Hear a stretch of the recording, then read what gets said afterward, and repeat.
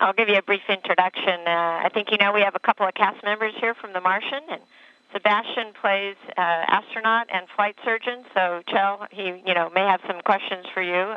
Chris Beck is his character, and Mackenzie Davis plays a flight controller named Mindy Part. And they've had some interaction with our employees today, and we've taken them on a tour. And I did want to say, Scott, congratulations on getting to the midway point of the one-year mission. We've been thinking about you today. Hey, it's good to talk to you, be able to talk to you guys today. It's interesting for us. We're looking forward to watching the movie. Thank you, Ellen. It's a big milestone, but I'm not going to start counting days down yet. I think I'm going to wait until March. Then I'm going to allow myself to count how many days I have remaining, counting up for the time being. But great to see you guys there. And, hey, if you got any questions for us about living in space, this is a great spaceship we're on, and similar to, I guess, what you guys were telling a story about in some respects, going to Mars. I always have more basic human questions than technical ones, but if you could have anything right now, what would you want to have?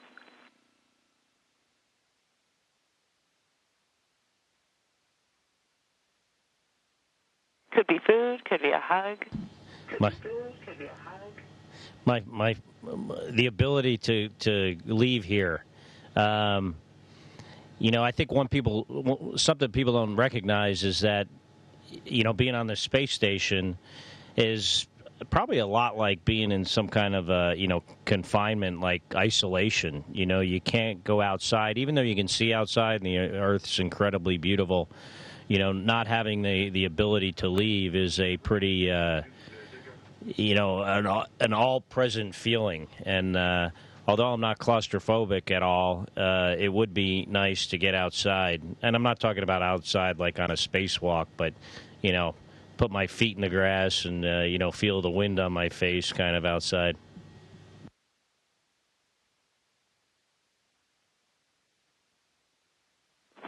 Kjell, how are you? So I was just wondering, because I guess I was playing a flight surgeon, and my character ended up doing all these spacewalks, and so I guess what I learned is that it's not so black and white, obviously, what you guys do up there. And so I was wondering how many times do you get to go on spacewalks on a daily basis? It's great. Well, first, let me say it's great to get to chat with you all. Like Scott said, we're very excited to see the movie, and I've read the book a couple of times already, and it's neat to see the people that are picking up these roles. Scott and I, Scott's been in space for 300 days, over 300, almost a year now, with all the consecutive time that he's been in space on previous missions. And this, of course, is my first mission. I've been up here for about 6 weeks, but neither of us has had the opportunity to do a spacewalk yet. But we are currently scheduled to do 2. We'll do a spacewalk at the end of October and maybe one in early November. And we're both really looking forward to that. It's, I think, an exciting opportunity, also a very challenging and technical type of work that I think we both enjoy doing that sort of work, accepting that type of challenge and trying to do a good job. The other thing I was going to ask is one of the things that I actually did for research, which was kind of helpful, was I was looking up what you guys do on your Instagrams, which is kind of funny from time to time. To keep up with you guys. But I was wondering, I know you've got so many things going on up there and you're constantly busy, but is there any time at all where you guys get to play pranks on one another or something of the sort?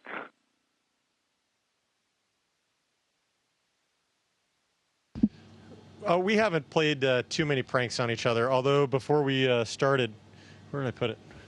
We were playing, we just made up a new game. We found this elastic band, and we were guarding the opposite ends of the lab here and playing kind of space soccer. So that was a kind of a neat game. I don't think we've played any real pranks on each other yet.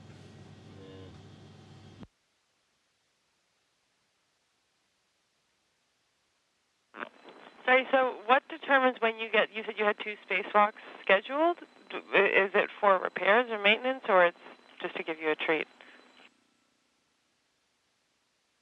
No, definitely not for a treat. And the people who determine that are kind of like, Ellen and the folks that work for her and the people on the other side of her, the flight control team. And, in some cases we're fixing stuff that broke. In other cases, we're doing, kind of like upgrades to the space station. We have a bunch of different tasks coming up, running some cables outside for future hardware that's going to be on the space station. We're, fixing a radiator. It's not broken, but we need to put it back into its original configuration. We rewired it because we thought it had a leak at one time. So stuff like that. The spacewalk just takes so much work to get ready to do. The suits are very complicated. The procedures are very complicated. It's going to take, us a couple of weeks to get ready to do it. The ground, much, much more time in the planning and preparation for them. So it's not something that we can just do at a moment's notice. Although, if there was an emergency kind of repair we needed to do on the outside, we could probably pull it off within a few days, but that's not something we normally do.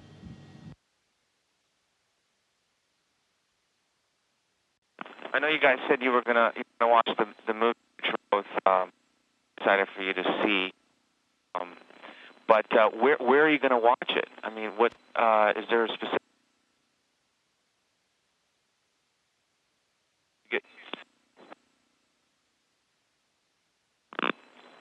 Can you hear me?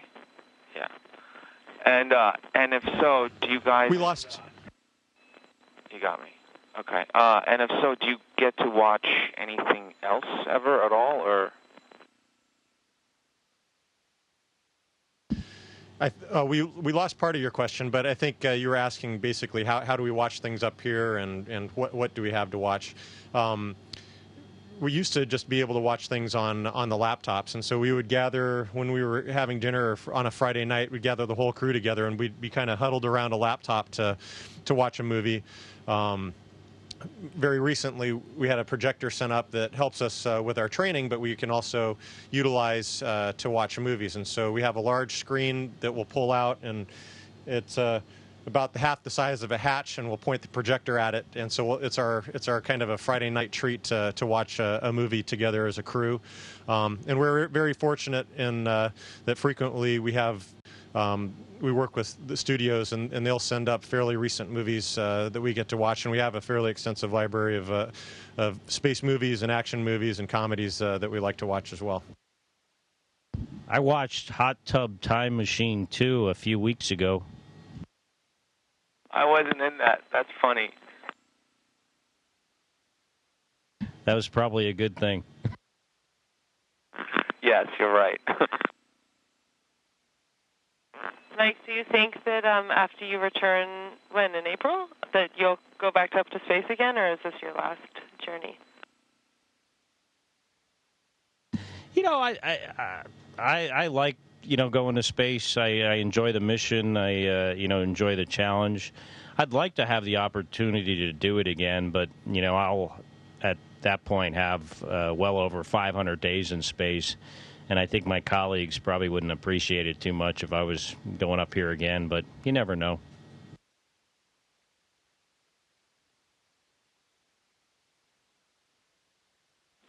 What's the first thing you're going to eat when you come back down?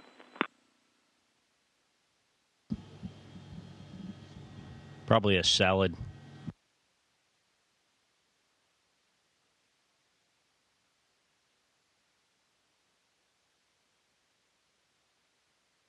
I'll ask you guys a question that we get asked a lot. Having read The Martian, how well do you think you could survive by yourself on Mars in the same circumstances? I read The Martian about a year ago and then actually just reread it this past summer. It's a tremendous story, and I think one of the things that really appeals to me is how I think technically accurate, even though it's set in the future still, that it seems like really tried to to make it accurate as possible. And frankly, I don't know that I would have the know-how to MacGyver all of the different systems to, scrub carbon dioxide and create oxygen and do all of the things that the main character, Watney, does in the book. But I think it does really speak to the mission that and the astronauts that we send to Mars. Right now on the space station, we have a tremendous support from the ground. We have a logistics chain with cargo vehicles that are coming up every few months that bring supplies and food and all sorts of cargo up to us. And when we have that mission to Mars, the astronauts that go there are going to have that depth of knowledge and expertise to be able to fix systems, to have somebody that can, that's a physician maybe that can help if anybody gets ill. There's going to have to be a lot of cross-training and a lot of technical know-how.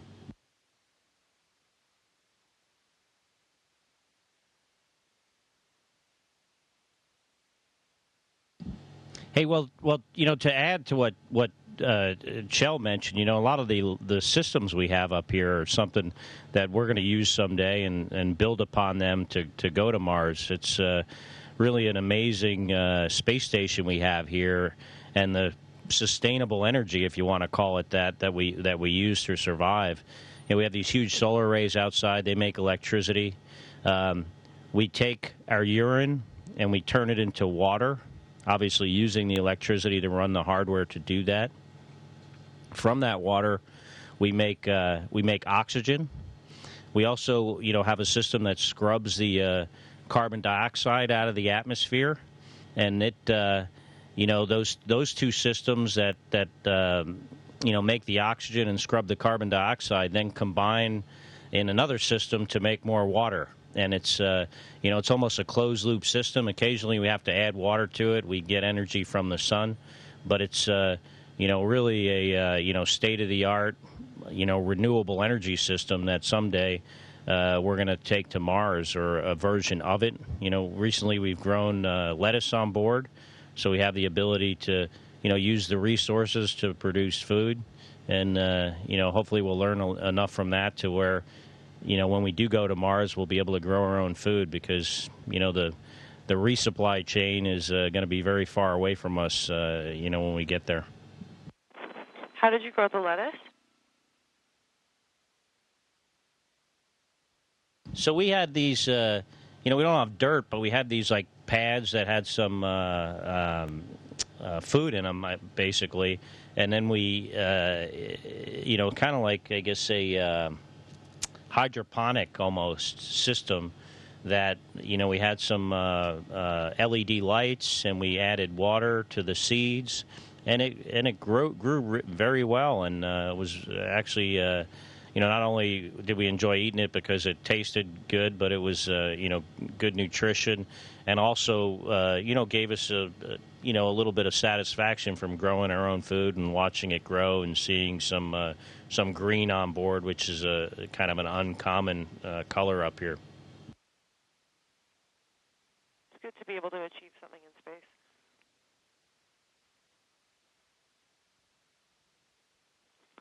Talking to Hopper down here, he was telling us how at certain points in times you guys had mice up there, or spiders, or just other living things with you, like ants. Do you currently have any of those right now, or no? No, we don't.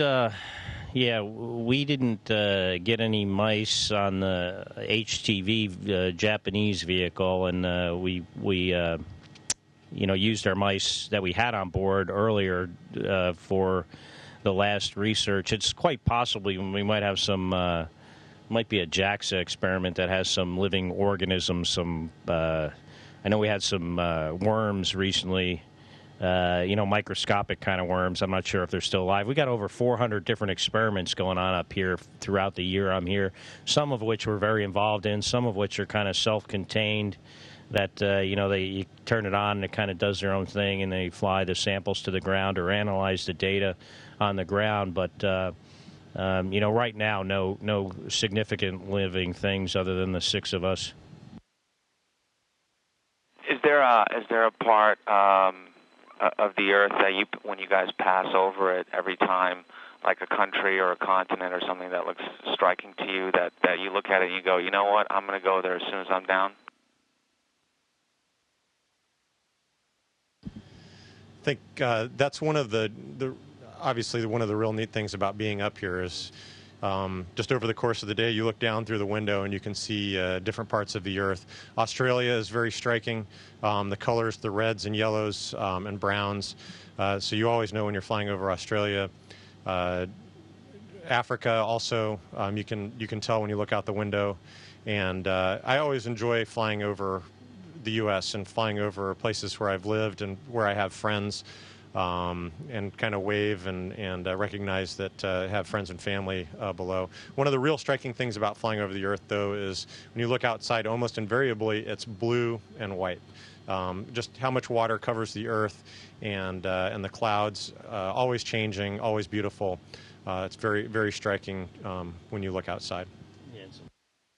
And just to add to what Kjell said, I always find it fascinating that the places that are the most appealing, aesthetically on the Earth, are the places that are generally harder to live, like the water, reefs, the Bahamas, things like that, and deserts are incredibly beautiful, where the areas that have a lot of forestation and North America, Europe, things like that, Asia, where a lot of the people live, don't look as beautiful as some of these places that are less less easy to survive in, maybe like Mars. Well, we hope you enjoy the Mars that Ridley Scott created, because it looks pretty real. and I suppose finally you don't get very tired of doing those flips. I suppose. Is it just something you keep doing throughout the day because you can?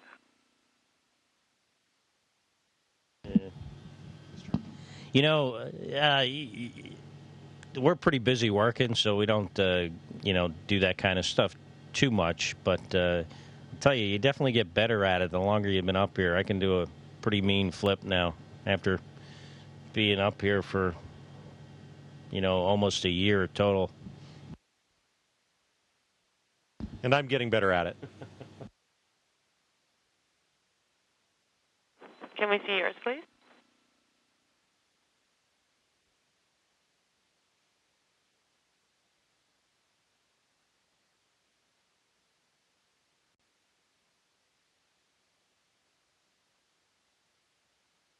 So that was great. I know. I went for the double, but I didn't stick the landing. No, yeah, he did hook his feet into that pole on the bottom, but that was really impressive.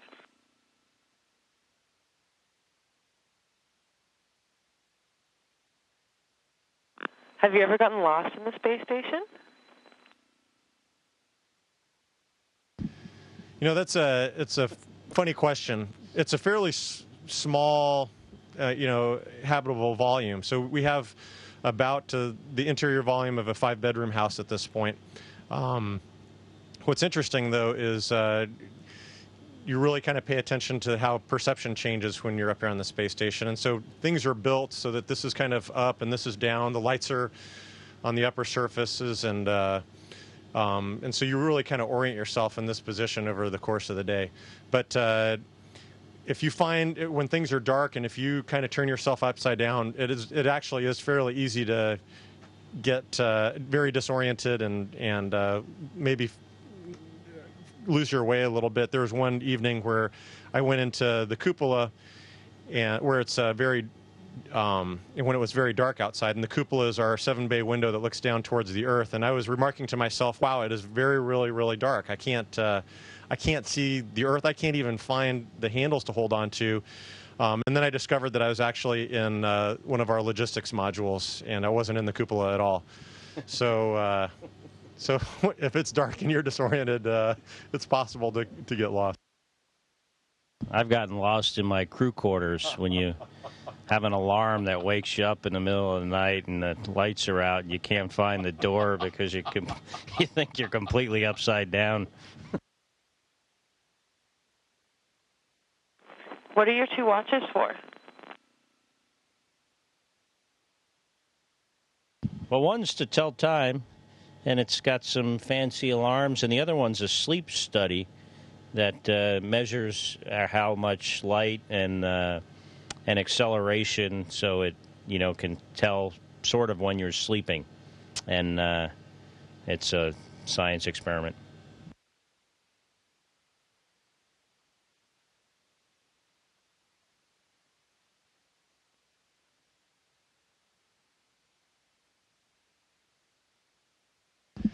I see my family and my wife and children down there, so I was just waving to them, and I think they're probably very excited to meet the Winter Soldier.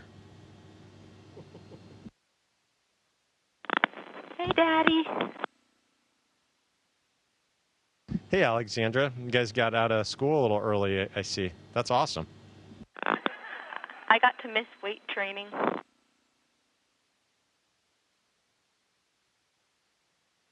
I still had to do my weight training up here today. Hi, Daddy. Hey, Tor, how are you doing, buddy? Good. I like your shirt. Thanks, Daddy. He's really You your got to get a high mini-me five today. from the Winter Soldier, okay? What's that, sweetie? He's really your mini-me today. Oh. Hello. Hey, Kai. It's great to see you guys.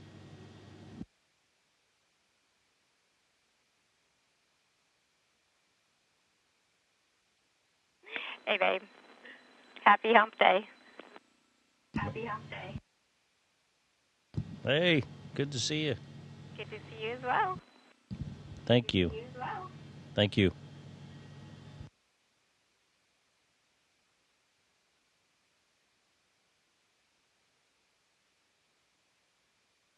Well, thanks for joining us today, Scott and Kjell. It was fun for us to hear your answers and to give them a chance to ask you a few questions, and hope you have a good rest of the day. Yeah, thanks, Ellen, and great talking to you guys. And our day is almost over. It's almost 8 o'clock at night here, so we're going to probably have some dinner and watch something on TV for a little bit and then go to bed. But really enjoyed talking to you and hope the movie does well, and we look forward to seeing it up here hopefully soon.